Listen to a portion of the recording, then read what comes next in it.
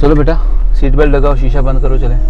बाबा जी हम पास में तो जा रहे हैं, सीट बेल्ट लगाने की क्या जरूरत? बेटा सीट बेल्ट हमारी सेफ्टी के लिए है ना, लगा लो, क्या फ़र्क पड़ेगा।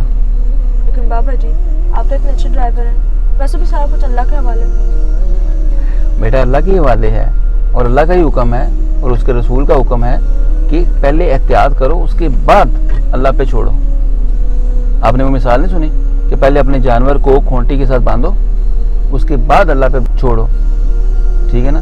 और वैसे भी इखलाकी तौर पर अभी लोग हमें माशाल्लाह फॉलो करते हैं, देखते हैं, और अगर हम गलत काम करेंगे और लोग उसी तरह काम करेंगे तो उसका इल्ज़ाम हम पर जाएगा, और अगर हम अच्छा काम करेंगे, लोग फॉलो करेंगे, तो उसका क्रेडिट भी हमें जाएगा।